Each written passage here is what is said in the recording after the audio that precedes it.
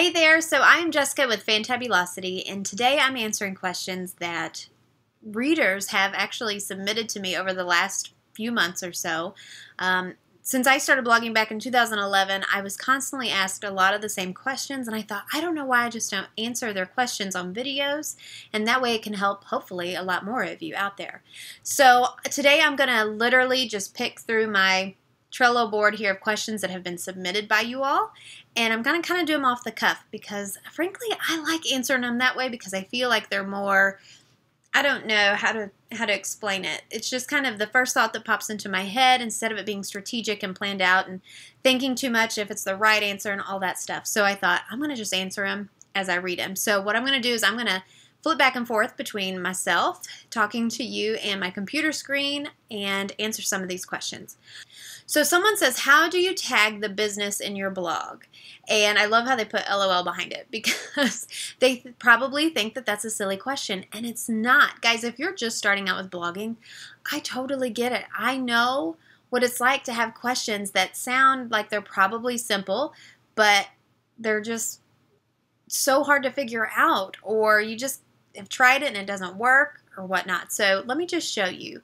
I'm going to head over here to my add new post. Now guys, if you're just watching one of my videos for the first time, welcome, first of all. Number two, I actually use wordpress.org for my blog. And what you're seeing here is my dashboard. Let's just do test blog post. And I'm going to come down here and say test blog post like these other blog posts I have here. Okay, so this is where I'm going to show you how to insert linking to companies and brands and things like that. But she says, how do you tag the business in your blog? So I think what she's talking about is a lot of times I will tag companies and brands, stores, products, other blogs, and I think that's what she's talking about. So I'm going to show you how I insert a link in my blog post because no matter what I'm linking to, it's inserting a link. So let's just do here. I highlight it, and I come up here to insert and edit link, and I click that, and I type in which one I want to link to. So you could type in Facebook here. You could type in, you could type in a certain page on your blog, and then come over here to link options. Now guys, yours may not look like this, especially if you don't have wordpress.org. But it could depend on your theme. It could depend on what tools you have in your toolbar up here. I'm not really quite certain if everyone has this, but I think it's pretty common. So I'm showing it to you like this just in case. You click on the gear icon, and then what you're going to see is that link that you typed in shows up here. It's telling you what word is going to be clickable. And then when I'm linking to a page that is outside of my blog, so say Facebook or another blog, or an affiliate link to a product that I recommend, I will click this open link in a new tab. Really, I've seen a lot of discussion about should you not open a link in a new tab. It's probably user preference, honestly. I choose to open a link in a new tab because I want the reader to be able to come back to my blog easily if they go look at that page, whatever that I'm recommending, and they can just go right back to my blog and keep referring back to it. I know you can hit the back button, but it's just my preference. Now, what I do is I go down here and click update, so then it's installed. And something else I want to show you, if you are linking to an affiliate product, and if you're going, Jessica, what's an affiliate? Here in about 5 seconds, I'm going to sum it all up for you. It is when you make commission if someone clicks on your special link, your referral link, and they buy something. Okay, so everybody's heard of referral links, even if you're not a blogger, with everything out these days. That's all it is. Now, if you are inserting an affiliate link, you have to code it as a no follow.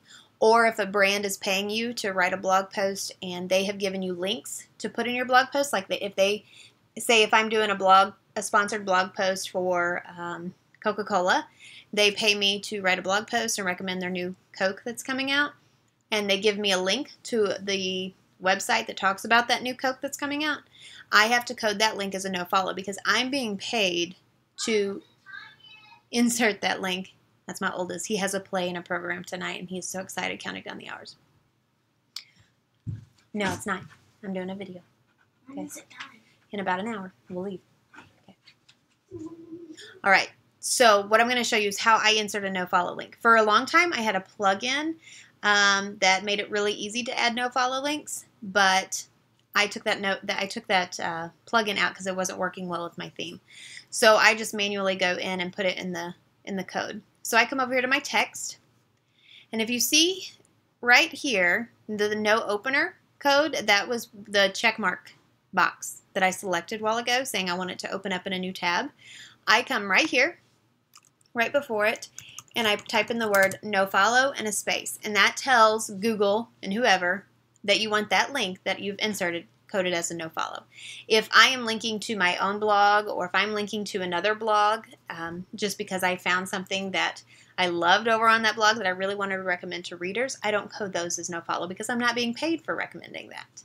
All right, so then I come back over here to visual, look at it, it's ready to go, and then I'm going to click Save Draft, and I'm going to show you a preview of what that looks like. Oh, of course it did. Don't pay attention to that. Okay, so I don't know what happened, but my WordPress had like a little minor hiccup. So I closed out of it, and I just redid this test blog post really quick. So it may say something a little bit different, but it's still the gist. Okay, so I'm going to hit preview, and I'm going to show you what this looks like now that I've added this link to my test blog post. Okay, so right here, with the way my theme is laid out, my clickable link is in a different color. And when you hover over it, a line pops up. So when you click it, it goes right to my, oh, I made up that page. I was going to have it go to my fashion and beauty. Oh, I got to put the word category in the URL. Okay, so when you click it, it'll take you to that page that I inserted. Okay. All right, so I hope that helps there. Answer that one. It's super easy. I mean, it really, really is easy. If you don't know it, the website that you know, how I just typed it in, how I wanted it to go to that blog post, if you don't know it, you can easily come over here and go, okay, I'm going to copy this URL, and I'm going to head over here, and I'm going to paste it in there, and then hit the little arrow button, okay? And then save it. So you can copy and paste the URL if you don't know it. You don't have to type it in like I just did.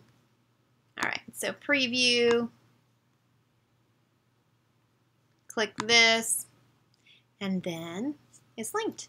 Okay, so I hope that helps with that question. All right, so the next question I'm looking at on here on my Trello board is, I use WordPress. What's a meta? I call it meta. Some people call it meta, probably. But I think what she or he is referring to is the meta description. Now, let's look at this recent blog post that I did, and we'll go over the meta. And something I also want to show you too, if you've taken any of my blogging courses, the mini blogging bundles and things where I go over keywords, keyword research, and SEO and things like that, I will actually link to those if you have no clue what I'm talking about right now. But in one of those, I go over here how I put in a small paragraph at the beginning of all of my blog posts, and that is because I do that for Google. I want that to be the first thing that Google reads when they are reading my page. The reason I want that is because I put in keywords into that paragraph, the keywords that I want to rank for on Google and search engines. Okay, so they're playing tag, so I'm sorry if you hear them in the background. So what I do is actually, I copy and paste this after I've typed it here on my blog post because I want that in my meta description. Meta. Now I'm saying it both ways. I want that as my meta description. And what I do is I copy it. I don't know if I copied that. I copy it and I scroll down to the bottom here in my Yoast SEO plugin, which that's a whole different video that we need to talk about. If you don't have the Yoast SEO plugin right here, if you don't have that, you really need to get it. It's free unless you buy the premium package, but Yoast is really good for SEO, and what SEO means is showing up in Google, search engines, and things like that. All right. So what I do is I click Edit Snippet, and then I paste it right here in my meta description. And I hadn't done that yet. That's so crazy that I've already published this blog post and I didn't do that. Okay, so I paste it there, and then I close Snippet, and I come up here and update. Now, that still doesn't answer what it is. What it is that is what the preview and the snippet, it's what shows on Google whenever you search for it. So let's go to Google and type in bread pudding recipe. All right, now what I'm going to do is scroll down and find mine. Okay, here's mine. So right here is my meta description. That is what I copied and pasted into that Yoast SEO plugin, and that's what shows up. So when people are searching for bread pudding recipe, they'll read this and say, okay, here up here, Grandma's an easy bread pudding recipe made with whatever bread. I don't know how to pronounce that. Of course I picked that one. And then over here on Betty Crocker, heat oven, so it kind of gives a little snippet of how to make it. And then mine talks about it's an easy old-fashioned recipe. It's the best bread pudding and resembles the old-fashioned recipe that we all love. It's basic and uses. So what I do in that typically is I insert keywords that I want to rank on Google with, but I also word it in a way that encourages the reader to click on it because they have to choose that recipe. They just have to because it sounds so good. So I kind of sell them in that paragraph for that meta description. All right, so I hope that helps. I could go on and on about that and how you could craft that and design it for SEO purposes, but that's, like I said, a whole different video.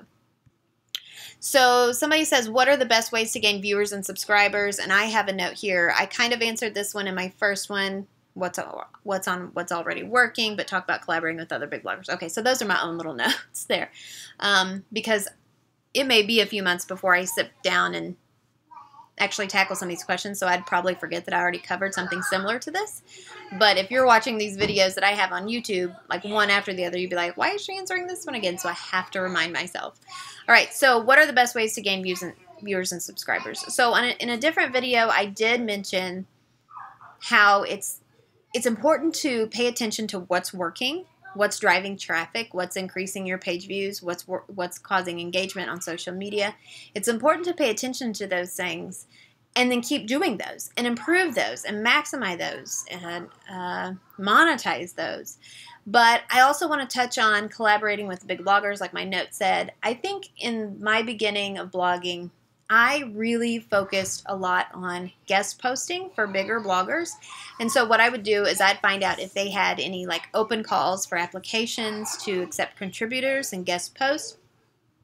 And you may be saying, well, why is posting on another big blogger's page, or not another big, why is posting on a big blogger's blog good for you? I don't get it. I totally get that too. A lot of times it's because, one, they'll let you link to your blog in your guest post for their site. So you can say, hey, I'm Jessica from Fantabulosity. I'd love to have you come over and visit, blah, blah, blah. That's good for the readers. If they like what they read, they'll click over, maybe start following you. They're having a heyday. I'm just glad they're playing and not fighting for a moment.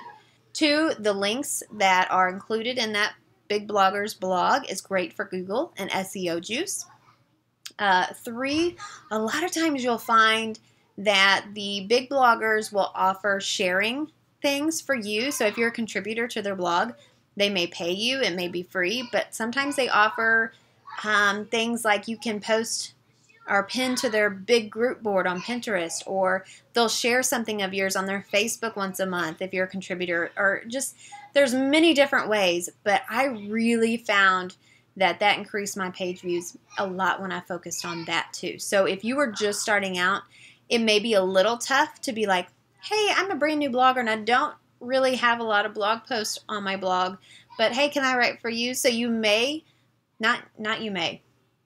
you really want to write on your blog first. I know it's cliche and you probably hear it a lot, that content, you got to write, you got to create the content, but I really recommend it. Do you have to write 100? No.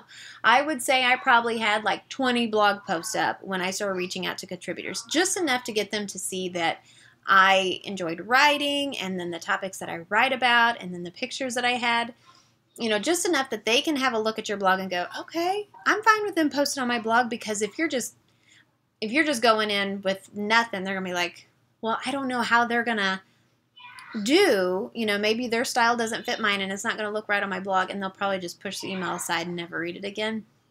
So I would say focus on your blog, get some content up, and then eventually start reaching out to see if there are any open calls for contributors, or just email them. I touch on building relationships in another blog post that I did. I really recommend you go watch that one. I'll try to link to that one as well. I really recommend that that's a step that you take if you're looking to increase viewers, subscribers, to your email list. There's a lot of ways that you can do that. There's a lot of different recommendations that I hear. Offer a freebie, offer something like a printable or a download, or a free 20-minute phone call, or whatever it may be, just to subscribe to the email list. You can put pop-ups on your website, but be careful. Google doesn't like that on mobile devices. They're kind of cracking down on that, so do your research with that. Post on your social media that you have a newsletter. A lot of times they don't even know that you have a newsletter. I mean, there are just a lot of ways that you can do that. But just think outside of the box. See what other people are doing and maybe put your own little spin on it, just so you're not doing the same old thing that everybody else is doing, that everybody else is tired of seeing. Create something special that your readers can't resist subscribing to, if that makes sense. So maybe use the words like, see behind the scenes of my newsletter, see the dirty kitchen that you don't see on the blog photos, or whatever it may be. Something that people want to feel like they're a part of, or something that they feel like they can't miss, like they would just die if they didn't have it. All right. So I'm going to stop right there, because I like to keep my videos short, because we're all busy, and frankly, we don't have hours to sit and watch videos, I'm sure. So I keep them short and sweet. I hope that answered those that submitted those questions. I hope that answered that, and then I hope it answered those questions for a lot of you too. All right, guys, so check back for more. I'm going to link to all the other blogging Q&A videos that I have done, because I have really gotten some great questions, and I love answering them for you. And again, if you have any questions that you would like answered, if I can answer them, I would love to. I'll put the link to submit your questions below too. All right, thanks so much, and have a great day.